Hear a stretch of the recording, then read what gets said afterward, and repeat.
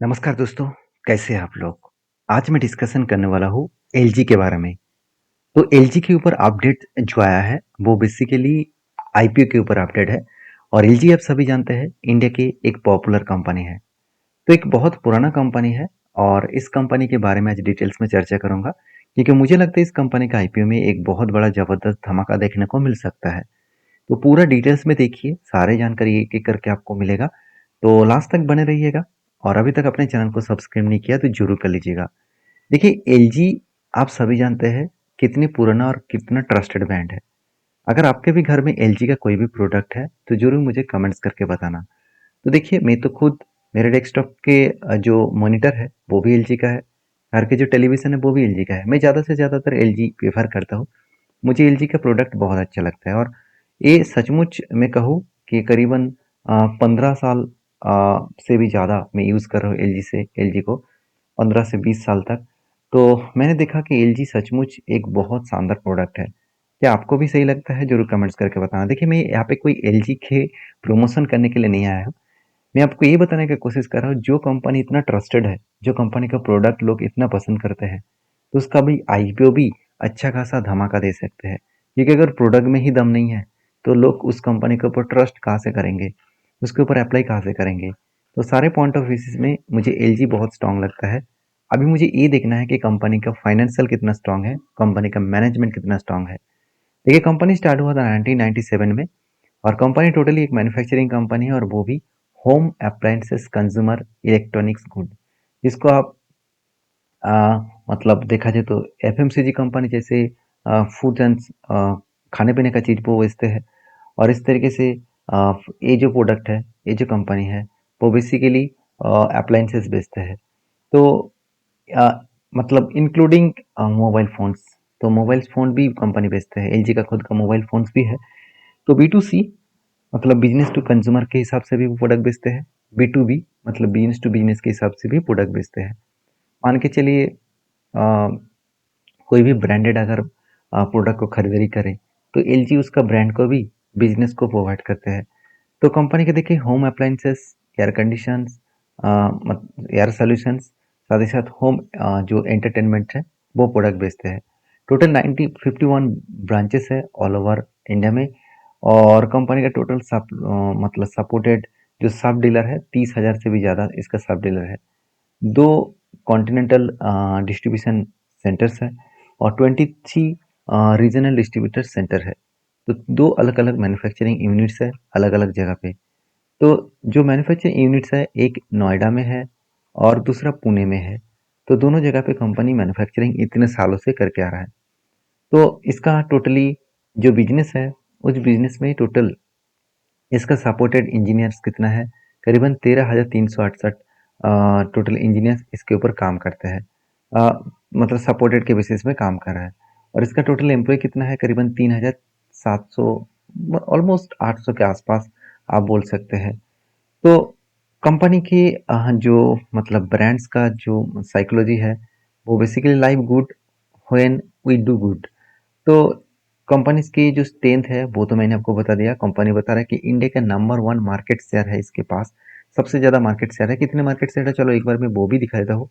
करीबन-करीबन 77,380। तो देखिए, इस जगह पे मैं 2 चीज़ आपको कहना चाहूँगा। देखिए, इस फ़ील्ड में बहुत सारे प्लेयर हैं। तो कौन-सा प्लेयर है? आप खुद ही देख लीजिए। इस फ़ील्ड में कितने सारे प्लेयर्स हैं।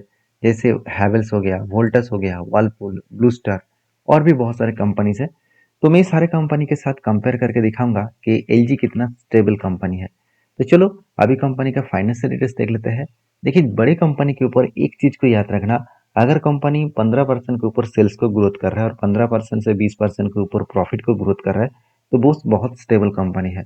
जैसे देखिए कंपनी का रेवेन्यू 14% से ग्रोथ हो रहा है और प्रॉफिट आफ्टर टैक्सेस 46% से ग्रोथ हो रहा है। मतलब मुझे यहाँ पे बहुत स्टेबिलिटी और स्ट्रेंथ देखने को मिला इस कंपनी की तरफ से।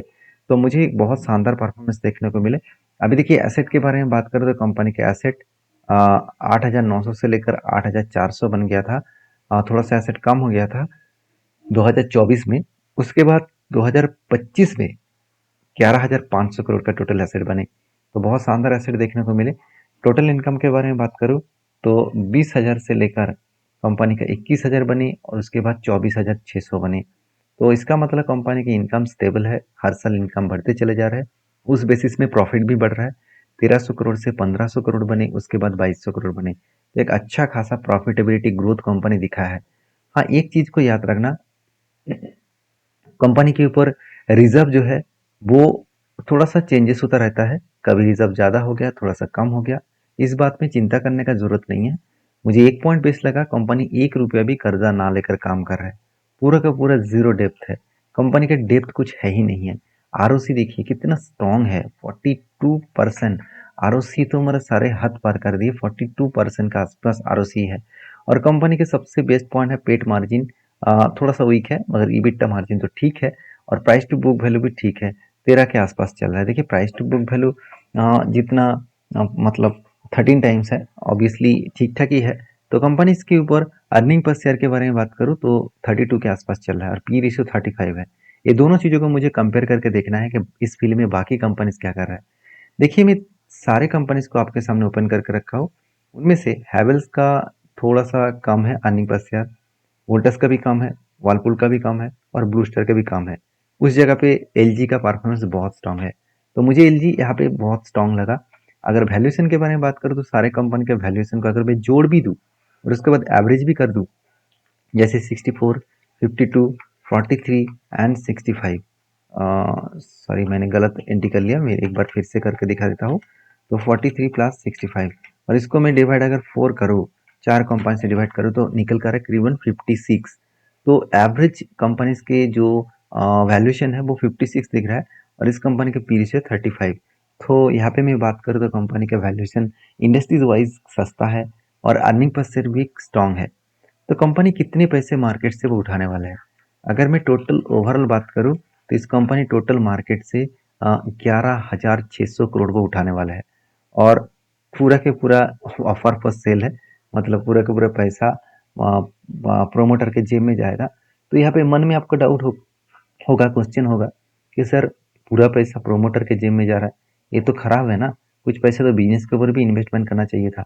देखिए अगर कंपनी में परफॉर्मेंस अच्छा नहीं होता, कंपनी का बिजनेस घाटे में चलता, कंपनी के ऊपर कर्जा होता, तो उस पैसा कंपनी बिजनेस के ऊपर इन्वेस्ट करता तो ठीक है। कंपनी तो ठीक ठाक चल रहा है और ठीक ठाक नहीं बेस्ट चल रहा है, बाकी कंपटीटर से कई गुना ज़्यादा अच्छा चल रहा है। तो उस हिसाब से इतने दिनों से जो लोग इन्वेस्टमेंट करके रखे हैं, जो लोग प्रोमोटर है, जो लोग इन्वेस्टर है, तो वो तो कुछ फायदा कमाएंगे ना। तो यही तो मौका है उसके लिए। तो इसीलिए वो वैल्यूएशन लेके आ रहा है करीबन, सॉरी वैल्यूएशन मतलब कंपनी टोटल इतना ऑफर कर रहा है और 13 शेयर एक लॉट में खरीदारी करने का ऑफर दिया जा रहा है। 1000 से लेकर 1140 तक इसका ऑफर प्राइस रखा गया है। तो मुझे लगता है कि अच्छा खासा ऑफर प्राइस रखा गया है। तो उस बेसिस में मैं इस कंपनी के ऊपर पॉजिटिव फीलिंग्स मुझे लगता है। और बाकी आपके क्या ओपिनियन है जरूर कमेंट्स करना। हाँ, बीसी एनएससी दोनों में लिस्टिंग है देखने को मिलेगा। तो देखिए सबसे बड़ी बात है एम्प्लॉय जो है इसका, मतलब जितने सारे एलजी के एम्प्लॉय है उसको डिस्काउंट मिलेगा, 180 8 रुपये के डिस्काउंट मिलेगा। इसका मतलब वो खरीदारी कर पाएंगे करीबन करीबन, अगर मैं अपर प्राइस को भी पकड़ लूँ, सॉरी लोअर प्राइस को भी पकड़ लूँ, तो 180 माइनस 108, मतलब वो उसको ऑफर दिया जा रहा है 972 के आसपास। तो बड़ी बात होती है कि बड़ी कंपनी यही करते हैं, एम्प्लॉय को अच्छा खासा डिस्काउंट देते हैं। तो इसका ओपनिंग डेट है 7 तारीख, इसका क्लोजिंग डेट है 9 तारीख। तो 7 तारीख से स्टार्ट होगा, 9 तारीख इसका लास्ट डेट है और इसका जो लिस्टिंग डेट है 14 तारीख। तो आईपीओ क्यों लेके आ रहा है वो भी तो जानना चाहिए ना, क्यों आईपीओ कंपनी लेके आ रहा है। तो उससे पहले देख लीजिए, एक लॉट खरीदारी करने के लिए आपको 13 शेयर क्वांटिटी का परचेज करना होगा और इसके लिए 14,800 रुपीज़ आपको ऑफर कर रहा है। तो मतलब 14,800 रुपीज़ आपको देना पड़ेगा एक लॉट के लिए।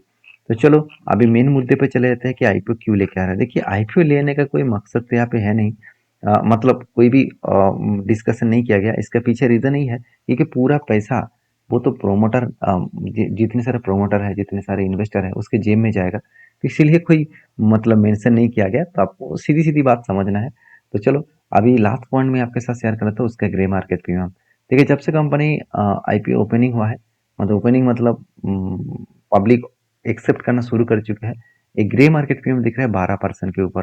तो मुझे लगता है एक अच्छा खासा लिस्टिंग है देखने को मिल सकता है। फिर भी मैं हमेशा आईपीओ के ऊपर लास्ट डे में अप्लाई करता हूँ, चाहे मुझे सारे डेटा देखने में थोड़ा सा टाइम भी लगे, क्योंकि लास्ट डे में इसलिए अप्लाई करता हूँ क्योंकि उस दिन पता चलता है कि कितने लोग सब्सक्राइब किया है और उसका ग्रे मार्केट प्रीमियम भी क्या चल रहा है। तो सारे पॉइंट्स मैं आपके सामने रख चुका हूँ।